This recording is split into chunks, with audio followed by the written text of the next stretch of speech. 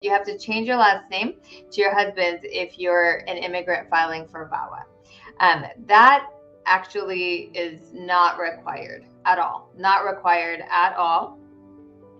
Your name is your name. Many people decide not to change their names. In many cultures, the woman actually does not take her husband's last name. You do have to prove, however, that you are married, not just for immigration purposes, right? So sometimes it's hard to prove in a VAWA case. So VAWA, if you're wondering what that is, if you're unfamiliar with what that is, VAWA is a benefit. It's a green card application that people apply for a green card on their own if they're married to a U.S. citizen or a green card holder spouse who is not going to file for them. The relationship is abusive, right? If you're in an abusive relationship with a U.S. citizen or a green card holder spouse, and that does not have to be physical abuse, guys. I say it over and over again. It can be emotional abuse. It can be psychological abuse. It can be verbal abuse, which sometimes can be more painful than physical abuse, right? So the government does recognize that as abuse if somebody is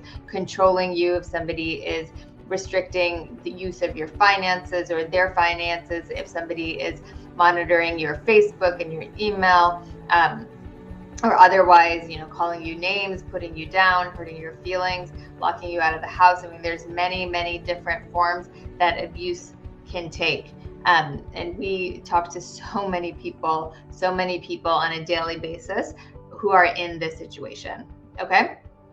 So the question is, it's a simple question. I'm going straight into VAWA. It's essentially, do you have to change your last name to your husband's name if you file for VAWA? Absolutely not. But you do have to show that you are married, which is fairly simple to do if you're in that situation. Sometimes you might not have the documents, but our firm works with you closely to help put together documents that would show